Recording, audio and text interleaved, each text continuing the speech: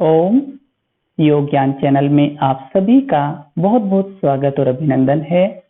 हम इस चैनल के माध्यम से योग विषय से संबंधित, योग पाठ्यक्रम से संबंधित महत्वपूर्ण बिंदुओं का, महत्वपूर्ण योग के शास्त्रों का और योग ज्ञान का अध्ययन कर रहे हैं। हमने इसी क्रम में पिछली कड़ी में, पिछली कक्षा के अंतर्गत, पिछले सत्र के अंतर्गत हठ योग के सप्त साधनों के विषय में अध्ययन किया था और हमारे आज के इस सत्र का बहुत महत्वपूर्ण विषय, बहुत महत्वपूर्ण शीर्षक है षट कर्मों का अध्ययन करना। षट कर्म शोधन क्रियाओं का एक समूह, 6 शुद्धि क्रियाओं को षट कर्म की संज्ञा दी जाती है और हठ योग का सबसे पहला अंग महर्षि घेरंड ने सप्त साधनों का वर्णन किया। उसमें सबसे पहला साधन शोधन, और शोधन को प्राप्त करने के लिए सबसे पहले षट कर्म का उपदेश किया गया है। विषय आरंभ होता है षट कर्म से आप क्या समझते हो। इससे पहले मैं विषय में आगे बढ़ूं, मैं आपको इस विषय में स्पष्ट करना चाहता हूं कि ये बहुत महत्वपूर्ण विषय है और इससे संबंधित अनेक प्रश्न अनेक प्रकार की परीक्षाओं में पूछे जाते हैं। ये हमारे ज्ञान के साथ साथ हमें प्रतियोगात्मक परीक्षाओं के लिए भी बहुत अच्छी प्रकार तैयार करना है। हम इस विषय का आरंभ करते हैं। विषय का आरंभ होता है षट कर्म के अर्थ के साथ। यहाँ पर दिया गया है षट और कर्म। आप देख सकते हैं ये 2 शब्दों से मिलकर बनता है, षट और कर्म। षट क्या है? षट का अर्थ होता है 6, षट अर्थात 6, और कर्म का अर्थ क्या होता है? यहाँ पर कर्म से अभिप्राय आता है क्रियाओं से, क्रियाओं से, कार्य से। और यहाँ पर किस अर्थ में 6 क्रियाओं का वर्णन किया गया, तो हमें यहाँ पर यह समझना चाहिए 6 शोधन क्रियाओं के अर्थ में षटकर्म शब्द का प्रयोग किया जाता है। आप इसको बहुत अच्छी तरीके से समझ सकते हैं। षटकर्म क्या है? 6 शोधन क्रियाओं का समूह षटकर्म कहलाता है। इसका वर्णन कहाँ पर किया गया? इसका वर्णन किया गया है महर्षि घेरंड ने घेरंड संहिता के प्रथम अध्याय के 12वें श्लोक में षटकर्म का उपदेश किया है। किस प्रकार उपदेश किया है? धोती बस्ती तथा नेति लोलिकी त्राटकम तथा कपाल भाति शतानी षटकर्मणाय समाचरेत। यहाँ पर 6 शोधन क्रियाओं का वर्णन घेरंड संहिता के प्रथम अध्याय के 12वें श्लोक में किया गया है और परीक्षाओं में इसके क्रम के विषय में पूछा गया है। घेरंड संहिता में षटकर्म को किस क्रम के अंतर्गत, किस सीक्वेंस के अंतर्गत वर्णित किया गया, आपको बहुत अच्छी तरीके से स्मरण करना है। सबसे पहले वर्णन किया गया धोती क्रिया का, इसके बाद दूसरे नंबर पर यहाँ पर वर्णन किया गया है बस्ती क्रिया का, थर्ड नंबर यहाँ पर आता है नेति क्रिया के विषय में, फोर्थ पर यहाँ पर लिया गया है लोलिकी क्रिया को या नोली क्रिया को, फिफ्थ क्रम पर यहाँ पर दिया गया है वो आता है त्राटक क्रिया को, और 6th क्रम के अंतर्गत यहाँ पर लिया गया है कपालभाति क्रिया को। इस प्रकार यहाँ पर यह भी स्पष्ट होता है कि धोती, बस्ती, नेति, नौली, त्राटक और कपालभाति, इन 6 क्रियाओं को सम्मिलित रूप से षटकर्म की संज्ञा दी जाती है और इसका वर्णन घेरंड संहिता के प्रथम अध्याय के 12वें श्लोक में किया गया है। आज के इस सत्र के अंतर्गत हम इनका एक स्थूल ज्ञान प्राप्त करेंगे। इसके अंतर्गत किन किन बिंदुओं को, किन किन विषयों को लिया जाता है। षटकर्म का सबसे पहला अंग वो आता है धोती क्रिया, और धोती क्रिया किस अर्थ में ली गई है, तो धोती का अर्थ होता है धोना, धोना या स्वच्छ करना, स्वच्छ बनाना, सफाई करना। धोती का अर्थ यहाँ पर लिया गया है वो आता है धोना। और किसका धोना? तो यहाँ पर पाचन तंत्र को धोने के अर्थ में धोती क्रिया को लिया गया है। एक ऐसा अभ्यास जिसका उद्देश्य मनुष्य के पाचन तंत्र का शोधन करना होता है, उसे धोती क्रिया का की संज्ञा दी जाती है। मैं इस विषय को एक बार पुनः स्पष्ट करता हूँ। धोती क्रिया क्या है? जिसके अंतर्गत मनुष्य के पाचन संस्थान को, पाचन तंत्र को धोने का वर्णन आता है, उस क्रिया को, उस अभ्यास को धोती क्रिया कहा जाता है। एक विषय को लेकर यहाँ से आगे बढ़ूंगा यहाँ पर स्पष्ट किया गया है, जब तक शरीर में मेद और कफ आदि की, मेद का और कफ आदि की अधिकता होगी, तब तक शरीर में प्राण का प्रवाह सही प्रकार नहीं हो पाता है। और प्राण के प्रवाह को ठीक बनाने के लिए, शरीर में वात पित्त कफ दोषों को संतुलित बनाने के लिए यहाँ पर षटक्रम का उपदेश किया गया है। इस षटक्रम के अंतर्गत कौन कौन से बिंदु आते हैं? इस षटक्रम के अंतर्गत 6 शोधन क्रियाओं का वर्णन आता है। 6 शोधन क्रियाएं कौन कौन सी होती हैं? धोती, बस्ती, नेति, नोली, त्राटक और कपालभाति। ये 6 ऐसे क्रियाएं होती हैं जिनका आचरण योगी को करना चाहिए, जिनका अभ्यास योगी को करना चाहिए। इनका अभ्यास करने से शरीर के दोष नष्ट होते हैं, वात पित्त कफ दोषों में संतुलन स्थापित होता है और हमारा शरीर स्वस्थ बनता है। ये 6 शोधन क्रियाएं कौन कौन सी होती है? इसके अंतर्गत सबसे पहली क्रिया में वर्णन आता है धोती क्रिया। धोती क्रिया उदर प्रदेश को, पाचन संस्थान को धोने के अर्थ में धोती क्रिया का वर्णन किया गया है। यहाँ पर एक बहुत महत्वपूर्ण बिंदु आता है।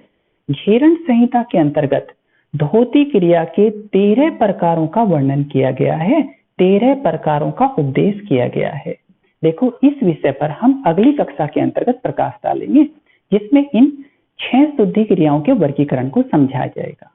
आज के इस सत्र के अंतर्गत हम इनका एक स्थूल ज्ञान प्राप्त कर लेते हैं, अर्थात ये 6 शोधन क्रियाएं कौन कौन सी होती है और इनका उद्देश्य क्या क्या होता है। यहाँ पर पहली शुद्धि क्रिया के रूप में आता है धोती क्रिया, जो उदर प्रदेश को धोने के अर्थ में ली जाती है और घेरण संहिता में इसके 13 प्रकारों का वर्णन किया गया है। इसी के अंतर्गत एक बहुत महत्वपूर्ण बिंदु आता है, जिसको आप अवश्य स्मरण करना। आपने अवश्य नाम सुना होगा, शंख प्रक्षालन। शंख प्रक्षालन, हमारी आंतों की संरचना शंख के समान होती है और आंतों को यहाँ पर शंख कहा गया और प्रक्षालन का अर्थ होता है उनको धोना। तो इसको धोने के अर्थ में यहाँ पर शंख प्रक्षालन क्रिया, और कहाँ पर इसका वर्णन किया गया? तो वारीसार अंतर्धोती के रूप में यहाँ पर शंख प्रक्षालन क्रिया का वर्णन का उपदेश किया गया है। और एक प्रश्न मैं यहाँ पर आपसे भी करना चाहता हूँ, इसका उत्तर आप भी देने की कोशिश करना। आपको स्मरण होगा, शंख प्रक्षालन क्रिया के अंतर्गत 5 आसनों का उपदेश किया गया है, अर्थात गुनगुना नमकीन पानी पीते हुए 5 आसनों का क्रमानुसार अभ्यास करना होता है। आपके लिए ये एक होमवर्क है, आप इसको ढूंढने की कोशिश करना कि ये 5 आसन कौन कौन से होते हैं। अगले सत्र में, अगली कक्षा में हम इसके विषय में, इस प्रश्न के उत्तर के विषय में अवश्य ही डिस्कस करेंगे। यहाँ पर हमने पहली शोधन क्रिया के विषय में स्पष्ट किया, धोती क्रिया। धोती का अर्थ उदर प्रदेश को धोने की क्रिया के अर्थ में धोती क्रिया को लिया गया है। यहीं पर दूसरी जो क्रिया आती है वो आती है बस्ती क्रिया।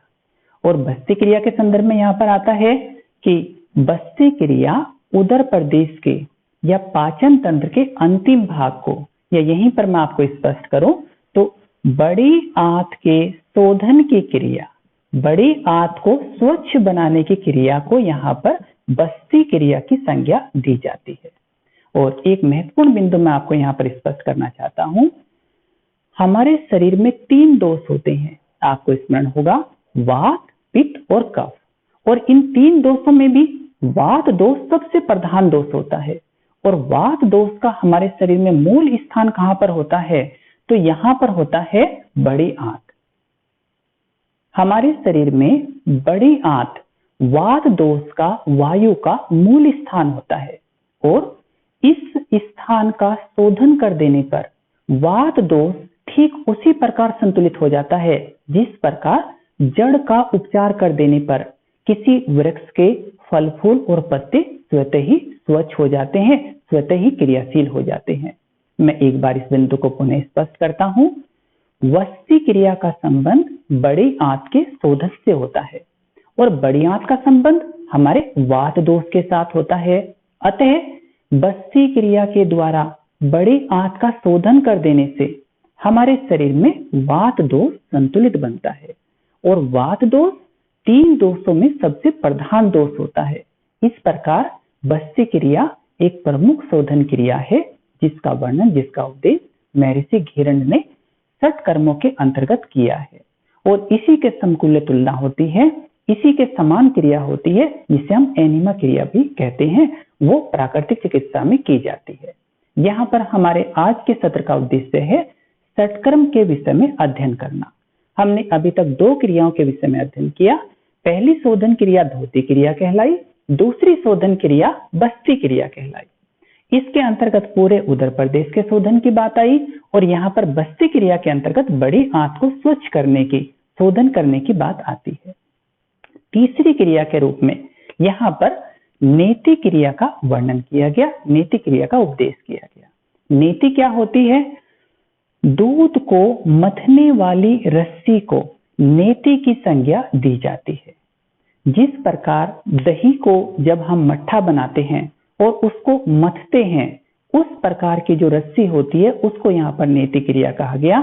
और ठीक उसी प्रकार सूत की बनी हुई एक ऐसी रस्सी जिससे हम शीर्ष प्रदेश का, नासिका प्रदेश का शोधन करते हैं, उस क्रिया को, उस अभ्यास को नेति क्रिया की संज्ञा दी जाती है।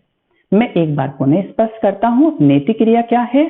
नेति क्रिया का अर्थ होता है शीर्ष प्रदेश का शोधन करने वाला अभ्यास। यहाँ पर एक महत्वपूर्ण बिंदु आता है, महत्वपूर्ण तथ्य आता है। नासिका को हमारे शीर्ष प्रदेश का द्वार कहा जाता है और इस द्वार को स्वच्छ बनाने पर, इसका शोधन करने पर हमारे पूरे शरीर, हमारे पूरे शीर्ष प्रदेश का स्वच्छ होता है, क्रियाशील होता है। और शीर्ष प्रदेश के अंतर्गत बहुत महत्वपूर्ण आती है हमारी इंद्रियां, हमारा मस्तिष्क, हमारी ज्ञान इंद्रियां, ये सभी शीर्ष प्रदेश में होती हैं। इसका शोधन कर देने पर सभी इंद्रियों की कार्य क्षमता में वृद्धि होती है। हमारी देखने की, सुनने की, हमारी सभी सेंस ऑर्गन वो सभी एक्टिव बनते हैं। नेति क्रिया हमारे लिए बहुत महत्वपूर्ण है और यदि वर्तमान समय पर भी हम दृष्टिपात करें, वर्तमान समय को देखें, तो आज के समय पर गले से ऊपर के जितने भी रोग होते हैं उनका उपचार करने में नेति क्रिया बहुत महत्वपूर्ण भूमिका निभाती है। विशेष रूप से हमारी दृष्टि को, नेत्रों को निर्मल बनाने के लिए, नेत्र की नाड़ियों को स्वच्छ बनाने के लिए नेति क्रिया बहुत महत्वपूर्ण होती है। इस प्रकार हमने 3 शोधन क्रियाओं के विषय में अध्ययन किया, धोती क्रिया, बस्ती क्रिया और नेति क्रिया। हमारे आज के सत्र का विषय है षटक्रम की 6 शोधन क्रियाओं के विषय में अध्ययन करना।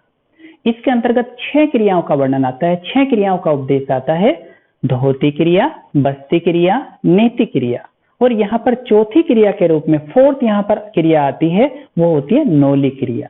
नौली क्या है? उदर की मांसपेशियों को, उदर की मांसपेशियों को वेगपूर्वक पेशियों को वेगपूर्वक घुमाने की क्रिया नौली क्रिया कहलाती है। उदर प्रदेश हमारे लिए बहुत महत्वपूर्ण होता है क्योंकि हमारे पूरे शरीर को कार्य करने के लिए ऊर्जा इसी उदर प्रदेश से प्राप्त होती है।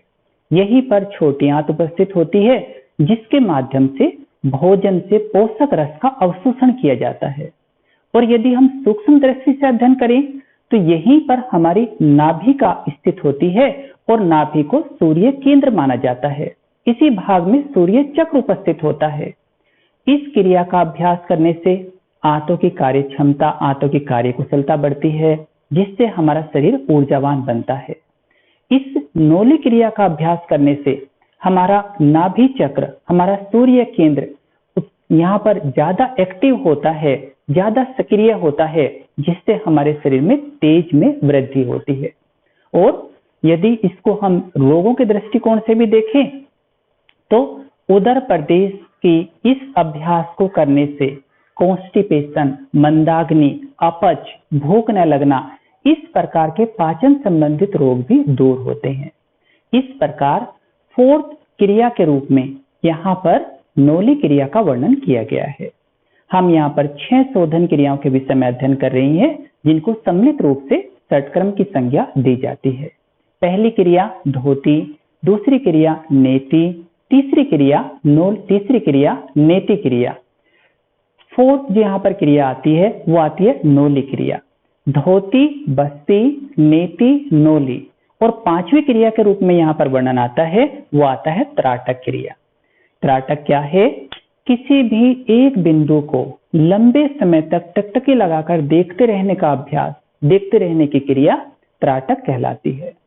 और त्राटक का संबंध केवल स्थूल शरीर के साथ नहीं बल्कि हमारे मन के साथ भी होता है।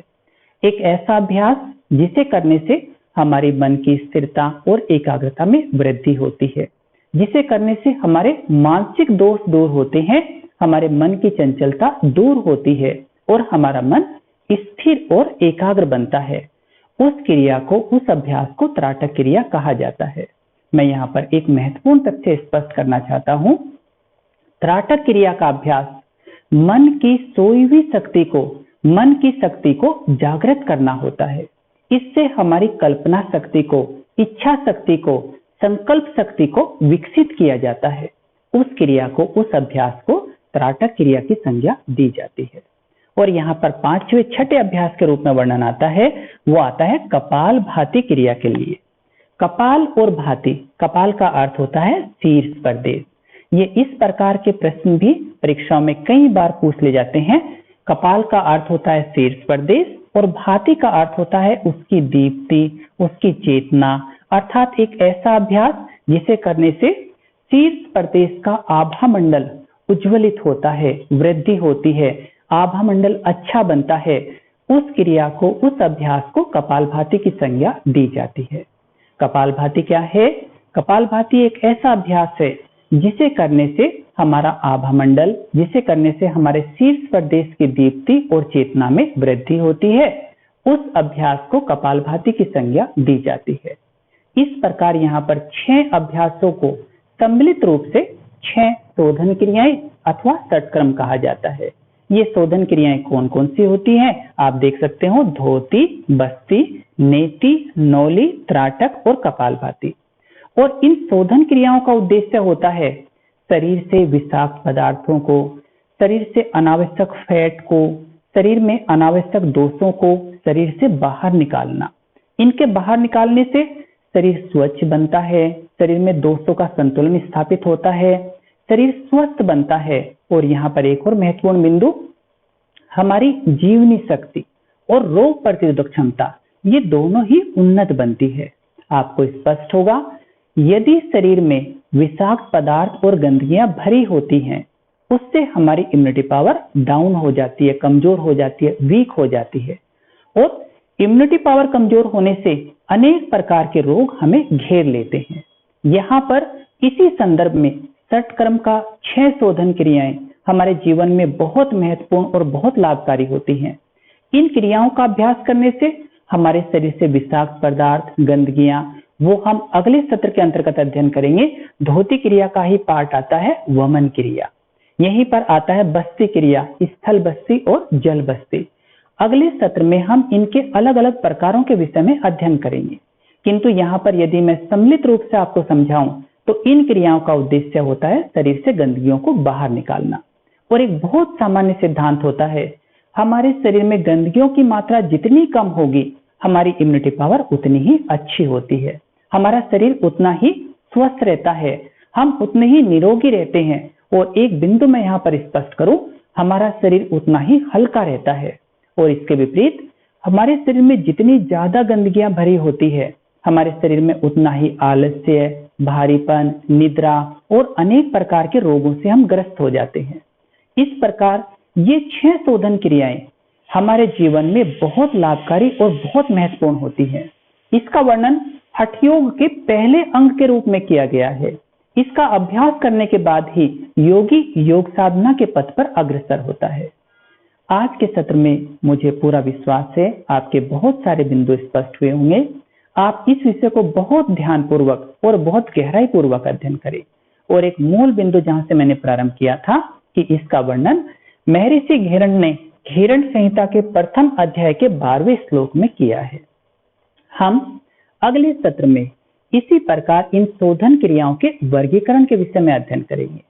और ये इतना महत्वपूर्ण विषय है कि इससे संबंधित 1, 2, 3 प्रश्न प्रतिवर्ष नेट के एग्जाम में और दूसरे प्रतियोगात्मक परीक्षाओं में अवश्य ही पूछे जाते हैं। तो इसको आप बहुत ही स्पष्ट रूप से अपनी कक्षा के अंतर्गत तैयार करें। आज की कक्षा में सम्मिलित होने के लिए मैं आप सभी का बहुत बहुत धन्यवाद देता हूं और हम इसी प्रकार इसी क्रम के अनुसार अपनी कक्षाओं के माध्यम से योग ज्ञान चैनल के माध्यम से हम अपने ज्ञान को और ज्यादा अभिवृद्ध करेंगे और आगे हम इसी प्रकार अपनी कक्षाओं के साथ जुड़े रहेंगे। पुनः आप सभी का बहुत बहुत धन्यवाद। ओम शांति।